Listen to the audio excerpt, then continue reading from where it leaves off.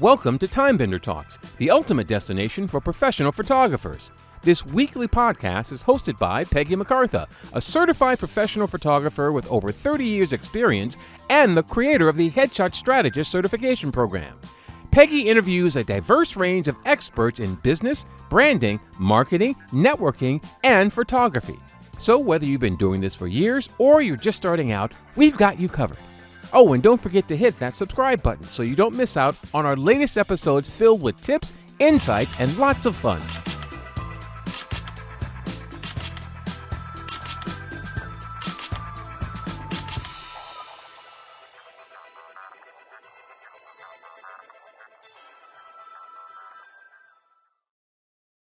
Yay! So Yo Elam is with me, and this month we are talking about trusting in our business, our marketing, our networking, our photography skills. And since there are 5 weeks in this month, we are also talking about trusting ourselves. So, Yo, I want you to introduce yourself. Tell us where you're at on your journey and why you are the expert in trusting yourself. Oh, wow. Well, hey, everybody. What's up, Peggy? This is my sister from another mister. I am Yo Elam. I'm known as the Joy Ignitor, creator and founder of a little thing called Be Yourself Every Day. And I am on the journey of discovering who I am, which is so funny. You know, people be like, where are you? And I'd be like, I don't know. Where am I in this journey? It's always a beginning because every day's so new. But I get to design it the way I want it to look like. So right now I am still in the designing stages, so to speak. I love that, in the designing stages. I think we should all live in the designing stage because if we're not growing, then we're dead, right? Yeah, If we're not moving, then, So why keep are creating. you so passionate about helping people really understand who they are, trusting in themselves and their journey? Well, because I didn't know who I was and that there was even a journey that I could take, and I thought that I was the only person that felt that way. And the more and more I started digging into who I am, I realized a lot of people have been feeling this way. Like something might be missing or something might be wrong with them, so to speak. And I felt alone. I felt isolated. And so when I realized that it's just more people are not sharing their stories, so people understand they're not alone, then I should do my part, and I get to do my part and start sharing mine. That's why I'm so passionate about it. So I want other people to get this joyful feeling of like, what? I can actually do what I want to do, when I want to do it, and how I want to do it. I just got to make other choices. So I feel empowered. So you just like whenever you walk into the room, like the whole room just like lights up. Like you just have this energy about you. Um, and I think it's important that we realize that it's okay that sometimes we may not have all the pieces to the puzzle together, but we can still bring the pieces we have and still like we're still valuable to the people around us and to ourselves. And I like that you said like you didn't even know that you could go on a journey. And I feel like a lot of people get in that rut where they don't even know that they're in a rut or that there's something on the other side of the rut. That's it. That's it. You get so lackadaisical. Like I'm comfortable.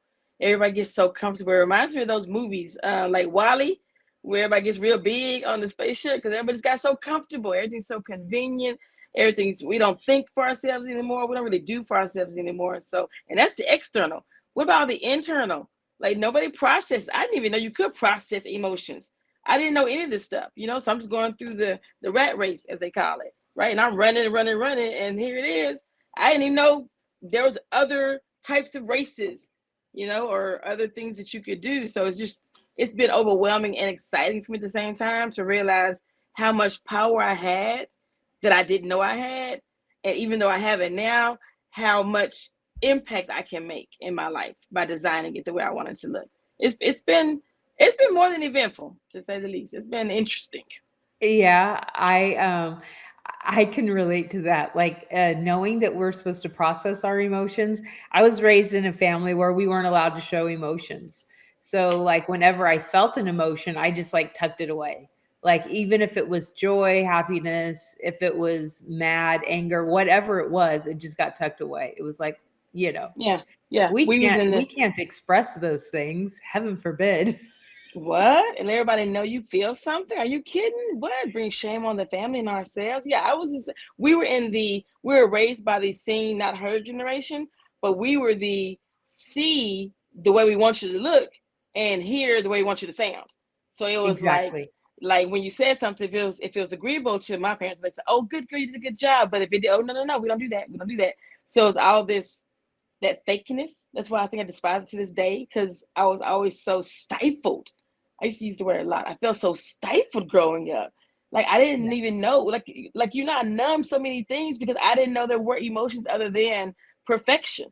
You always do good, do good, do good, do good. And if you don't, hey, then there was something wrong with me. I internalized a lot of bullshit. All that programming. Girl, I'm telling you, woo! When you shake that shit off and start doing, woo-hoo. It was exactly the same for me. If you weren't perfect, then you were worthless. Yep, you didn't deserve no love. And there, what's the point of doing it if you're not going to do it right?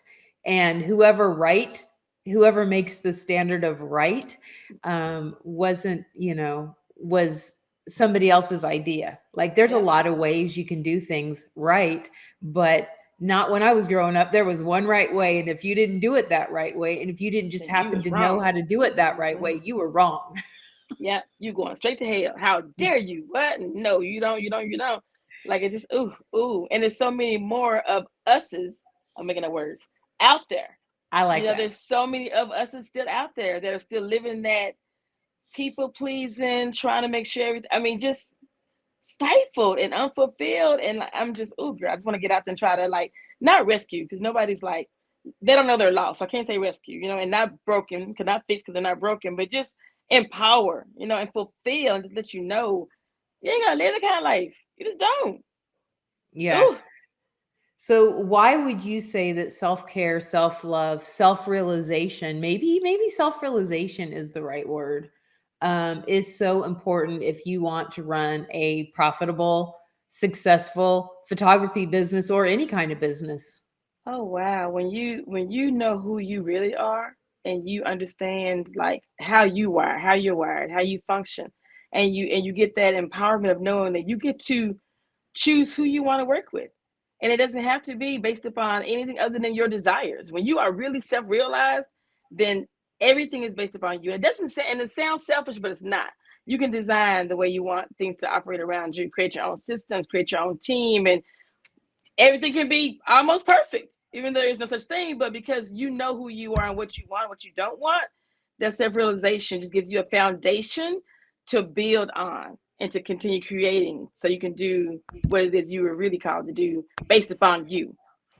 I hope that makes Somebody sense. said somebody said once that if you have the desire within you, then you have the ability to do it, and it is what you're supposed to do. Like, you know, you wouldn't be thinking, I wish I could do this, if you didn't have the ability to do it. You wouldn't be thinking like, I wish I could run a profitable photography business, if you didn't have the ability to do that. You wouldn't be thinking like, I wish I could do, whatever it is, unless you already had it in you. Mm-hmm. I think, I don't know. I always say that, like, we know the answers. The answers are within us. The problem is we don't know what to ask. Like when you said earlier, you didn't even know there was, a way to do that, or there was a journey, because you didn't know to ask, what journey should I be on? You didn't know there was a Right. journey. Once you realize, oh, I can change my life, then, so I think a lot of times it's just like realizing like what questions, instead of just accepting what is, start asking questions, because Mm-hmm. I think the answers are in most of us. Yeah, there are, and so are the questions. It's just releasing yourselves to say it's okay to ask them. You know what I mean? That was the biggest thing for me. It's like if the questions are within you, the answers within you, the ability to ask them is within you. It's just that whole permission. Like it's okay to question. And when you start questioning, that's when things start opening up. It's okay to say, like I love now when I meet people, we're talking about different things. I know you're not supposed to have those on the table, sex, religion, and politics. And so religion comes up and they're like, oh yeah, well, I'm a Christian, whatever. I'm like, well, why? And they just pause. I'm like, huh? Well, why? He's like, why am I a Christian? I'm like, yeah. And then the question is just like nobody ever asked the question. Why do I like vanilla ice cream? Why do I not want to be outside in the rain? Why do I, why? Like, where did Yeah, things come from? Did you create them? Did you develop them? Is it a paradigm? Like, and I never thought you even think that it's okay to ask those kind of questions. So that's when you give exactly. the permission to know it's okay to know that there are questions and you can't ask them and everything is inside of you. I I totally agree think with that. the more questions we ask, the more we stumble into things like why Yeah, because somebody told me to believe that, or do I actually believe that? Why shouldn't I question, yeah. authority? Why shouldn't I question, the leadership? Why shouldn't I question that? My dad used to say, God gave you a brain, use it, think. Does that make sense? and and it's true. Like why shouldn't you ask the question? We lost you for a second. Yay, you're I back. know, like, where'd it go? There it is. So when did you realize that you could actually make a career out of what you're passionate about? When I got surrounded by like-minded people, honestly, when I found my tribe. It wasn't until I started asking those kind of questions, and then the more people I asked that weren't curious about their own answers or asking the same kind of questions, but then the more I kind of found those that were, it was like, wait a minute, you think, and you do too, and you too, and you what? So when I got to that group of people, that I felt that okay, this is it. Like, I'm unique, but I'm not that unique, And when I started seeing, like, yes, I can make something out of this because it is something to be made. I'm not crazy. I'm not the only one who thinks that dreams can come true, and you can live the kind of life you always want to live. There's nothing wrong with me. There's other people out there just like me. So that's when I started dabbing more into my belief, when I got support. So I think that actually, like, believing that we could be passionate about something and make a living at it, because some of us were just raised like, you go to college, you get a job, you do your thing. And some of us were raised, this is your place in life. This is how you have to live. And until we question it and break out and really question, what do we want? What do we like? I Mm-hmm. know that for me, I, like I said, grew up in a household that was very, and then I moved on to a very abusive relationship that also didn't allow me to think. And here I was, like, at 40 years old, and somebody said, Peggy, what do you like? And I was like, I don't know. I honestly had no clue what I liked. I didn't know what I liked. I didn't know what I didn't like. I just knew what I did. And I just continued to do. But it wasn't, I had pushed all those emotions down so far that I didn't know what it was that I liked. Yeah, same. Because, like, and add 10 years to that. Because I was 50 or close to. I was like 48, 49 when I started really getting more into my therapy, like focusing on me. And she would say, like, well, like, yo, what do you want to do? I'm like, I'm doing it. She was like, but is that what you want to do? I'm like, I don't, I don't know. Like, I've been doing it for so long. Like, the marriage, the teaching career, all of it, been doing it for so long. It was like, I am doing what I want to do, because I thought I was fulfilled, and started really asking, like, she's like, what do you want? Like, if I chose another man, like, build a man. I'm like, I don't know. So I started, like, really researching, like, what body type do I like? Because I had committed adultery to so many different variations of people. I can't even say it was a type that I was attracted to. So I started, like, well, what kind of body do I like? And what kind of personality do I want the person to be? And I'm like jotting these things down and really starting, like, well, what kind of person do I want to be for this to happen? It just really boom, right? At 50 years old. So I'm with you. Yeah, I mean, same. It took me that. I think that's when around 40 years old, is when I started thinking. When somebody asks me a question that simple, what do I like? And I literally have no answer, zero answer. And I like taking pictures of people, but as far as what's your hobby, what do you enjoy doing? What kind of movies do you like? What kind of music do you like? Whatever's on. I'll listen to anything. I'll watch anything. And, and I was like, wow, that's crazy. And so then I started, picking away and digging the layers and the layers and the layers. And now at what, 52, I still am working on it. There's still many layers to go, but man, have I uncovered a lot of things. And, just the thought of me doing this is crazy. 10 years ago, if you would have said I would be helping other photographers and doing these things, it would have been like, what? It's like, you'd be out there like having fun. What? I would be having fun? What? I would be in a loving, caring relationship? What? Like, how is that possible? Right.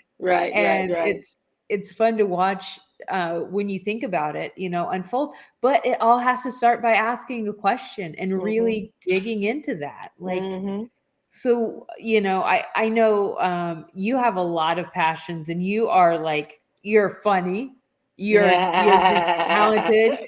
You're definitely the dad joke king. But but you can just work a room, and that's probably because being a school teacher for so many years, you got to be able to catch everybody's attention. But it just comes so natural to you, and you're just a fun person to be with.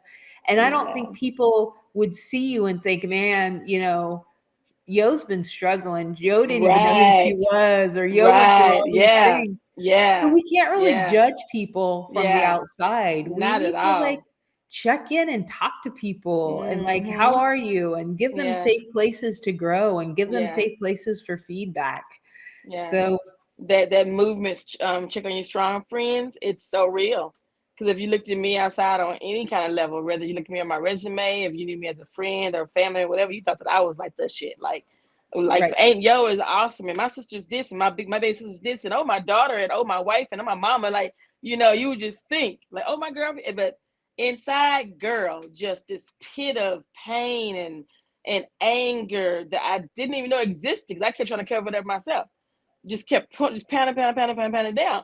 But for me, now that I even know all that existed, still, it's great. I'm glad that I went through all that stuff. I'm glad that I can come in the room and be like, hey, oh, and I'm gonna hug too, y'all. Fuck that shit. Like, what? I'm still smiling and laughing. I'm still struggling with stuff everybody does every day. But you don't have to struggle and be like, oh man, Victimville, right? So I think that, but if we don't start sharing more of that, if we don't start having conversations with each other and stop just assuming things, then we won't know that we have so much in common, other than the fact that we believe the same, which we do, but we have so much more in common. Everybody has some kind of trauma. Everybody. And if you would sit down and be honest enough with ourselves and each other, then we all realize that, and the answer is the same. Just love yourself, love the person next to you, love each other, do the best you can to love every part of the world. And literally, the world will be a better place. I know it sounds cliche, but it's true. Yesterday, I was talking to someone, and it ended up, I was like, what are we having like a therapy session for Peggy? But one of the things that she said was, confidence is a choice. And it just hit me really hard. It was like, confidence is a choice. Yeah. Because honestly, like, we have all met people that are super confident, and they shouldn't be. Like, they're lacking. Like, they are lacking. You're sure you're supposed to be walking around like you got that? You're awfully confident about that. But why not live our life in confidence? Why not, like, and like, if we are having like imposter syndrome, I know that's a buzzword right now, but if we are feeling insecure, why not reframe that as a check? Like, hey, I need to be diligent. I need to keep growing in this area. I can't get lazy in this area. Not that I'm inferior or I'm bad. It's just like, hey, I'm gonna keep growing here too. Like, none of us have reached it. So you said, I like when you said that confidence is a choice. I get this out of mind. Confidence is a choice, but what's the opposite of confidence? I would say low self-esteem, maybe. Also a choice. Like, we always say things are a choice on what we call the good end. Oh, like, being happy is a choice. Such as a choice, which so is the opposite. Being sad is a choice. Feeling, worthless is a choice. And when I finally felt like, you know what, I am choosing to think this way or act this way or believe this way or whatever. This is all my power, my choices. And the results of them are from my choices. So I think that little tweak right there could probably empower so many more people to stop being in victimville, or, believing they can't do something. I mean, we all have traumas, like you said. We all have things, people are mean to us, situations. Life is not fair. Like, I hate when I hear somebody say, that's not fair. It's like, it's not supposed to be. Shit. It's not supposed to be. What is fair?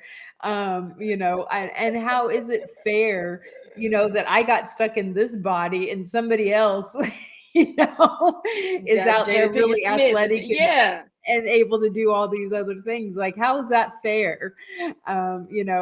It's not about fair. It's about going on our journey and not comparing ourselves to other people and the journey that they're on, but saying, hey, I am the best Peggy McCartha that ever is, that ever was, and that ever will be. I am literally the best at being me than anybody could ever possibly be. Thanks. And I think if we have that mindset, and we realize, like, hey, I still got a lot of things to learn, but one thing is I am absolutely the best me. Nobody can touch it. Nobody can touch it. Can't touch this. Can't touch this. So, Yo, give us a tip on one tip that everybody should, how should they start changing their mindset? What is a way to like remind yourself that everything's a choice? Yeah. First of all, like, set an intention every day when you wake up. Like, don't get so wrapped up in planning and agendaing. I just got reminded of this recently. Is as long as you set an intention, my intention is to be present every moment as often as I can today. My intention is to smile to, as many people that give me eye contact. But set an intention that's doable and then feel good that you did that. And then start dreaming again. Go back to when you was a little kid and make those lists of what do you want to do? What do you want to be, and what do you want to have? Like, just write, and then start looking on what you can do to make that shit happen. Like, we just don't dream anymore. You get so lackadaisical, like, we dream and think it's not possible. So no, go back to that little kid in you and say, if I could do anything in this world, what would I do? Write it down, set an intention to do something that brings you joy for the day, and then do that each day, and things will just keep getting, I don't know, whatever it is supposed to get for you. So I'm going to tell you what I just started doing, and I mean just started doing it. So I can't really say, I can give you like how it's been feeling the last 4 days. But in the morning, my husband and I, we meditate together, we say affirmations together, and then, shower. I have problems with my legs, so I spend my time with my legs so I can walk that day. And then I go downstairs and I sit here and I start, looking at what I need to do for the day and all that. And I have like a list every day, my to-do list. And so what I've been doing is like looking at the list and being like, oh my God, I'm so excited. Today I get to record a podcast with Yo, and I haven't seen Yo for like a week or so. So I'm like super excited. I get to hang out with Yo. Oh, I got to re-up my logos. Oh, I get to play on Photoshop. I love playing on Photoshop. And just like all the things I have to do today, and like thinking about the things I'm excited about. And then if there's something that I have to do that I'm not excited about, be like, I am so excited to get this on my list. You're finding the joy. Finding joy in every little thing. Yeah. And just like, and I feel a lot more, I feel a lot better about my day. And again, I'm not saying that I've got long-term, I've been doing this, like today's my 4th day doing it, but it was fun to sit down at my computer, look at my checklist and be like, I have a lot of cool things to do today. Instead of like, ugh, I got all this to do today. It's a whole different, Yes.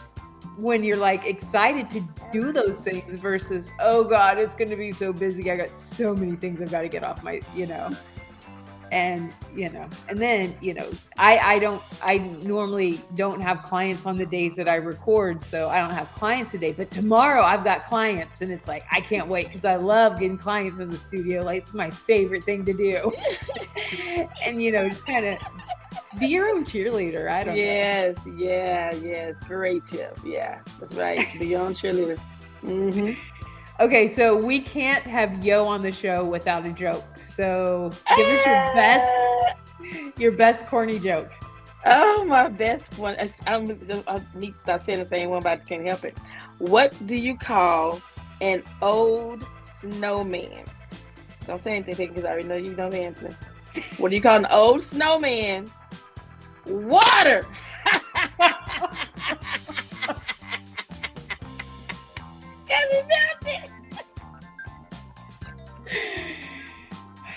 This is why I love Yo. This is why. Yo, thank you so much for talking to us today. This has been so fun. Thank you for having me. I enjoy it. I love you. Mwah, mwah, mwah. All right, we will see you guys next Thursday, same time, same place.